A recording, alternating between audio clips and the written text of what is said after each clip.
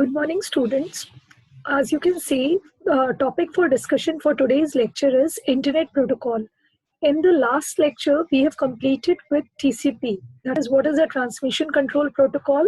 What is the working principles of TCP/IP as a protocol suite? And we have also gained knowledge about the TCP header. In this lecture, I'll be giving you a glimpse of an IP header, a detailing of which we'll be carrying forward to our live lecture. So we start with what is an internet protocol. Internet protocol, as we all know, is the main protocol of TCP/IP stack, that is protocol suite. Internet protocol, being a layer 3 protocol of OSI model, takes data segments from the layer 4, that is transport layer, and divides them into packets. In the last few lectures, I've been talking about all this. When data travels from an application layer, it is formatted in the form of data. Data that travels to a transport layer is divided into segments, okay, depending on the bandwidth of the network channel. And these segments, when they further move down to the internet layer, that is the networking layer where the internet protocol is there, okay, then it is further, these segments are divided into what is known as packets. So we call it as packets at this layer. IP packets encapsulates data unit received from the above layer and add to its own header the information. तो ये diagram आपको दिया गया है of IP packet, IP encapsulation का, where layer 4 से जो data मिला, जिसको हम segments बोलते हैं, this data segment is already having a data part encapsulating the TCP header, to which this data segment an IP header is added, and now this is known as IP packet.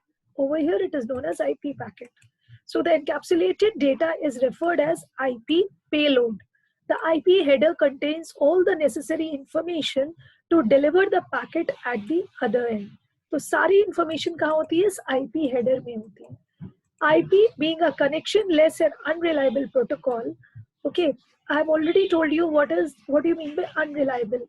Okay, TCP is a reliable protocol, जबकि IP is an unreliable protocol, because it is connectionless and TCP is connection oriented.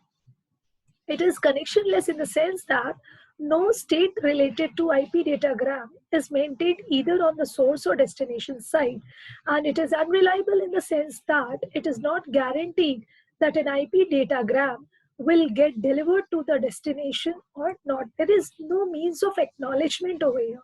In TCP, we have witnessed that there is a proper arrangement of acknowledgement.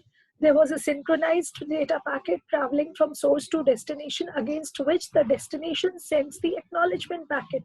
Once the sender receives this acknowledgement packet, then it ensures that the connection is established and further communication can take place. That was known as three-way handshaking mechanism, okay, of connection establishment.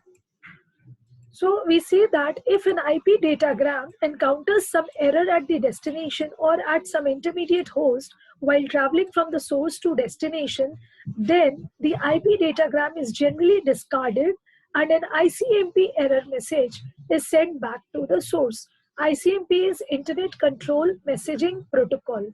Okay, so ICMP is, I have already told that it is nothing but it is a diagnostic utility. It is a sub-protocol of network layer, or you could say it is a companion of IP protocol. And this particular protocol is responsible for the notification of the errors encountered during the delivery process, because there is no means in the IP protocol to give an acknowledgement or reported error if encountered during the delivery process or the transmission of the messages. So that was an introductory session of an IP protocol. I'll just give you a glimpse of what is IP header. IPv4 stands for version 4, IP version 4 protocol. IP header is nothing but some meta information at the beginning of an IP packet. IPv4 header format is 20 to 60 bytes in length. It contains information needed for routing and delivery. It consists of 13 fields. And what are those fields? Such as version, header length, total distance, that is total length hoga, distance galat hai, total length, identification, flag, checksum, source IP address, destination IP address, and last layer, which is of option and padding, it is an optional layer. It provides essential data needed to transmit the data. And the following is the diagram that I've given it to you as an IP header.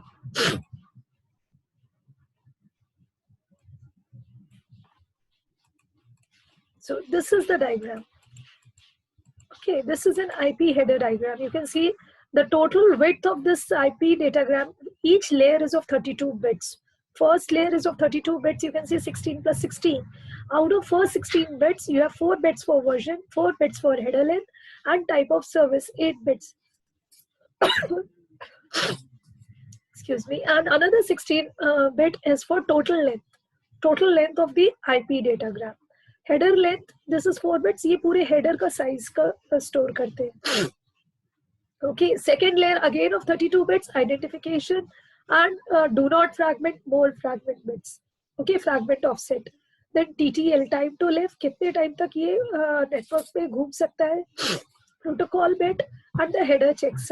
This is for diagnostic. And source and IP address, destination address. So first, second, third, fourth, and 5 layer are compulsory. So 5 4s are 20. Minimum size 20 bytes होता है और maximum size कितना हो सकता है? ये option वाला layer ये optional है. Okay, तो ये 40 bytes तक का जा सकता है. तो 20 plus 40, 60 bytes. So 20 to 60 bytes is the range of the header length. So this is a diagram of IPv4 header.